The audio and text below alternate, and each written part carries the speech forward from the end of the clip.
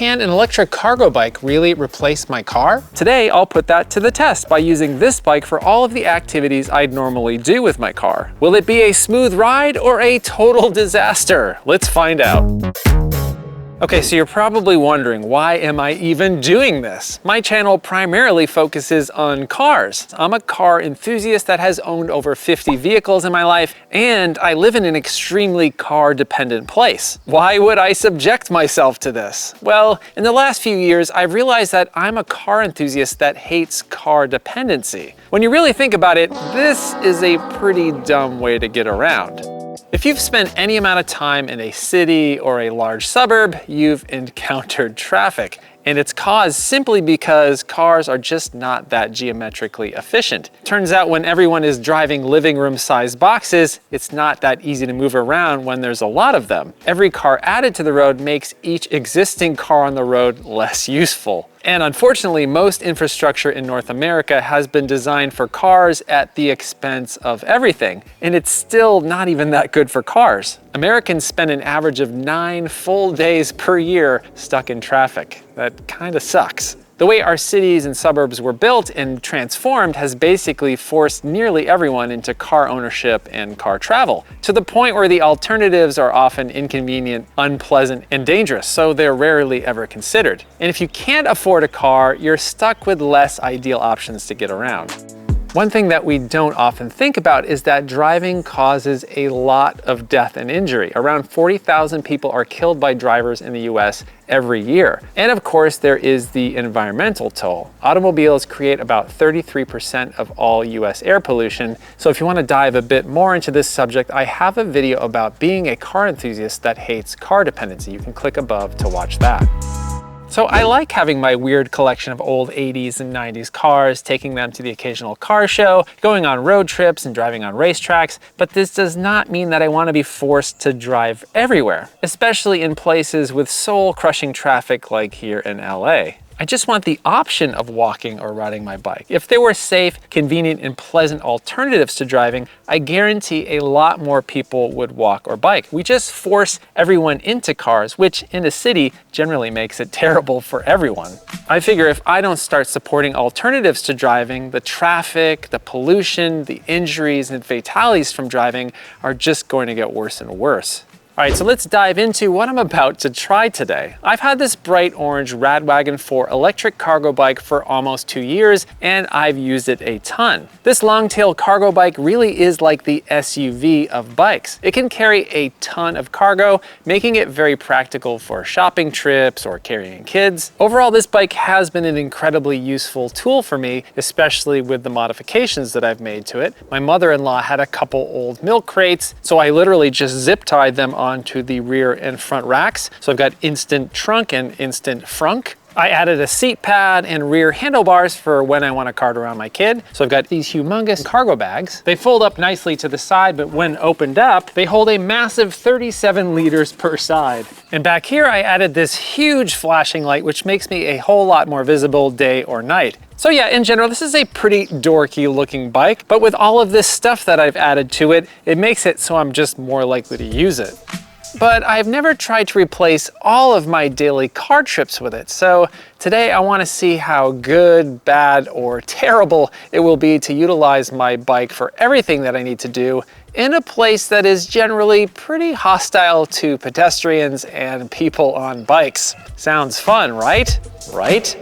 So the bike infrastructure around where I live is pretty much non-existent. The roads are really wide. People often drive way too fast. So I try to plan accordingly. When the bike infrastructure sucks, there are way more possible points of conflict between vehicles and bikes. And no matter how much safety gear I'm wearing, the car is always going to win. So I've got a few things that I like to try to do to help minimize my chance of a crash and improve my ability to survive a crash. So first, when I can, I'll choose quieter neighborhood streets instead of main roads, even if it makes the trip a little bit longer. And if the road is extremely dangerous, I'll ride on the sidewalk, which is legal in Los Angeles. I wear a bright fluorescent yellow high visibility vest, even though it makes me look like a dork. And I will often wear a full face helmet like this one because two people I know crashed their bikes and broke their jaw and lost teeth. So I'd rather look like a dork than be missing any teeth. So overall, it does take a tiny bit more planning than it would if I were driving, but honestly, not that much. All right, so let's get started. So the first errand that I need to take care of is stopping off at FedEx to drop off a couple packages. And then I need to make a stop by Harbor Freight Tools to buy some torque sockets for this Jeep project that I'm working on. All right, let's go. So thanks to these milk crates, I've got plenty of space for storage. Put the packages right back here. Unfortunately for this particular errand that I need to do first, there isn't really much in the way of safe biking infrastructure, so chances are I'll be riding on the sidewalk for part of this ride. Although it does look like there is some commute traffic right now, so it's very possible I might be going faster than the cars if I could find a space to squeeze in beside of them. Very little room, but let's do it. Now this is a road that I would not be traveling on if the traffic were driving at the normal speeds that they normally drive on this road, which is usually 60 miles per hour. And the speed limit here is 45, but generally people go crazy fast on this road. Now, one of the many benefits of a cargo bike is that I can fit a ton of stuff in it. One of the downsides is that it's kind of a large bike, so you can't really quickly maneuver it. There are a lot of situations where it's tough to do that. And I'm gonna head up onto the sidewalk right now because I got a big rig coming up behind me.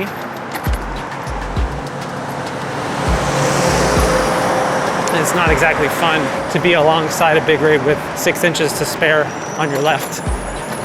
So I've done this ride a ton of times. I bring stuff to FedEx all the time on my bike, and I'd say one of the downsides of this ride is that it's pretty stressful given the road that I have to traverse to get there. I'm not exactly in the dying mood today, so let's ride on the sidewalk for most of this. One of the cool things about this ride is that this bike can go about 25 miles per hour, and given the amount of vehicle traffic that's on the streets right about now, I can actually get to FedEx quicker than I would if I had been driving. It's just not as pleasant. I mean, there's a lot of pleasant things about it. I mean, being able to enjoy the breeze, being able to enjoy the weather, getting a little bit of exercise when I'm not just relying on the motor. But yeah, I think if you were to build better bike infrastructure in a lot of places, you might be surprised at how many people would take advantage of it. Now, one of the biggest downsides of using a bike for your daily activities is locking it up. Locking a bike definitely takes longer than just clicking the button to lock your doors in your car.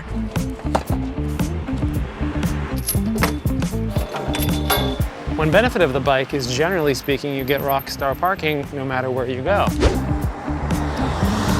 All right, back on the dangerous roads. Going to make my way to Harbor Freight Tools. Most of the ride there will be on somewhat busy roads, but there are a few little side roads I can take that make it a little bit more pleasant. So the benefits here are I can almost keep up with traffic in some situations. The drawbacks are obviously the danger. These people are going way faster than me. I have no buffer. Parked cars to my right, speeding cars to my left. And then this road sucks too. Look at this shit-ass bike lane. I love how they call this a bike lane. It's mostly filled with weeds and trash, car parts. And the unfortunate thing is that this is kind of like a, quote, good bike lane for Los Angeles. Most of the times there's nothing. And the funny thing is, these people are going like 45, 50, 55 miles an hour. And I know the traffic patterns of this road mean that I'm going to catch up to them pretty soon. So, I mean, a lot of this video is probably going to be me complaining, mainly because of where I live. There are other areas of Los Angeles that have better bike infrastructure, but generally, this is not the type of ride you're gonna wanna do with your kids. So I don't think this video is gonna convince anybody in the San Fernando Valley that you should ditch your car and ride your cargo bike everywhere. You really do have to be committed. You really need to be willing to accept some compromises and a certain level of danger. So what I'm gonna do now is I'm gonna ride through California State Northridge and get away from some cars for a little bit. Thankfully, we have a nice multi-use path through this campus, and then it dumps you onto a pretty mellow road. Okay, we're making our way back towards some thicker traffic. So this little stretch of bike lane on Reseda Boulevard is, I'd say, maybe one of the best bike lanes in LA, and it's not that great. As you can see, cars constantly hitting those plastic posts. They sort of just dump you into this conflict zone, but it's better than nothing. How many people run the red? Let's see. One person in a Lexus runs the red. That's actually kind of surprising that it was only one person. All right, and we've made it to Harbor Freight Tools. It's funny to ride my bike here to buy tools that I need to work on a car. No bike parking, but they do have a shopping cart area you can hook up to.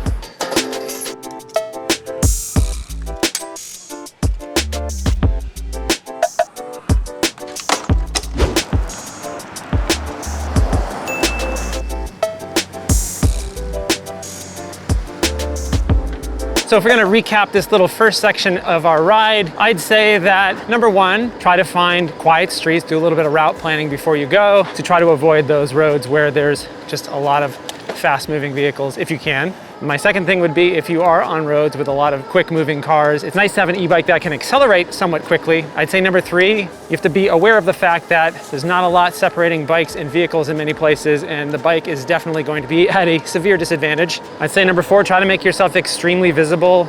I know I look dumb with this bright vest, but I guarantee it's helped people see me today. And I'm doing okay on range. I've still got 4 bars left on my battery, but I am going home, so I could top up if I really needed to, but I don't think I will need to.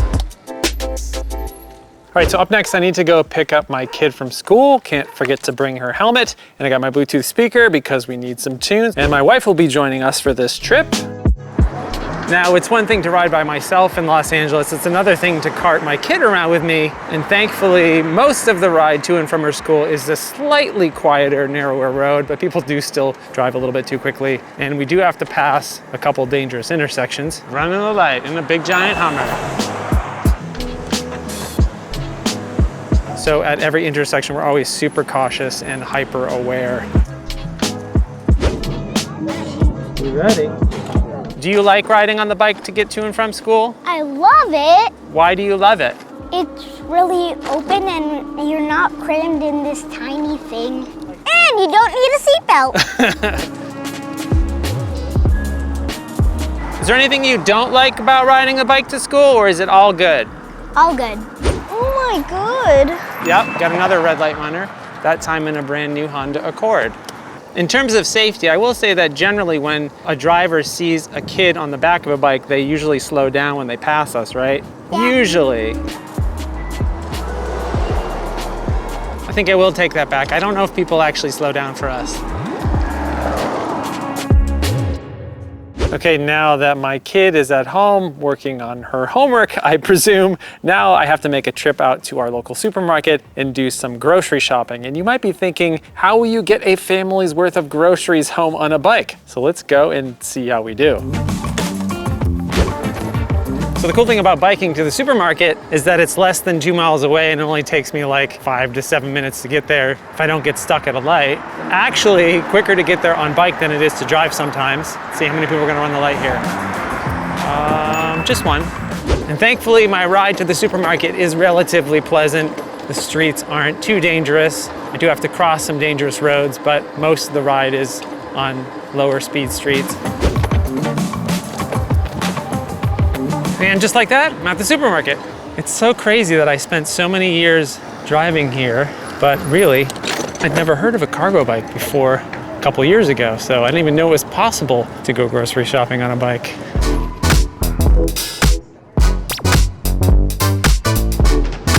You might be wondering how I'm gonna fit all of this onto this bike, but trust me, it will fit. Usually start with the heavier bags towards the back, throw this back here, squish my bagels a little bit, but it'll fit. Throw a bungee cord over it. Put a bag up here. A box of tissues can cram right in there. And then these will just clamp back up.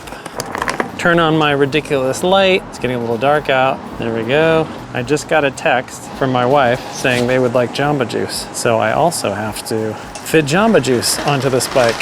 Let's see if we can do it.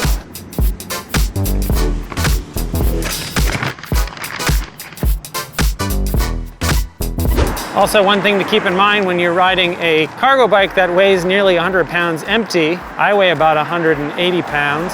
I think I've probably put about 60 or 70 pounds of groceries on this thing, so it definitely changes the handling characteristics a little bit. But I gotta say, one of the really nice things about riding your bike is just being able to get such a nice view of the sunsets. And with all these trips that I've made so far, I still have almost a full battery on this bike, mainly because I've been doing a fair amount of pedaling. But I am looking forward to getting home, eating some Jamba Juice, and taking a little break. And one other benefit of shopping by bike is I can pull right up to my kitchen door. Okay, we did it. An entire day with this used, somewhat old cargo bike replacing my car. Now, obviously, there are some compromises that you'll need to make to get around only on a bike, especially if you live in a place with terrible bike infrastructure like I do. But you might find that you enjoy some of those compromises, like being outside and getting a little bit of exercise. And there are some bonuses too, like not spending any money on gas and not sitting in traffic. So yeah, with some planning and understanding all the limitations and the advantages of using a bike, doing this was not really all that difficult. Sure, that might change if it was raining or snowing, but people in Europe bike in snowy conditions all the time. It's just a matter of preparation and the right clothing. If cities actually prioritized other forms of mobility instead of just widening roads and freeways for more cars to fill them, I think we'd find that people would actually use them, especially if a network of bike lanes were actually connected to each other and got people across cities instead of just a patchwork mess of half-baked, unsafe bike lanes that dump you in the middle of death-filled intersections. Thank you, Los Angeles. If biking was actually safe, pleasant, and convenient in your town or city, I guarantee a ton more people would do it. And it would take so many cars off the road. Traffic would actually get better if we stopped forcing everyone to drive. And this is coming from someone that loves to drive and makes a living talking about cars. Build safe, convenient, and connected alternatives to car travel, and even a car-brained car enthusiast like me would use it. All right, that's gonna be it for today. If you like this video and you wanna see more like it, please consider subscribing and hitting that bell icon. Thanks so much for watching. I hope you're well, and I'll see you soon.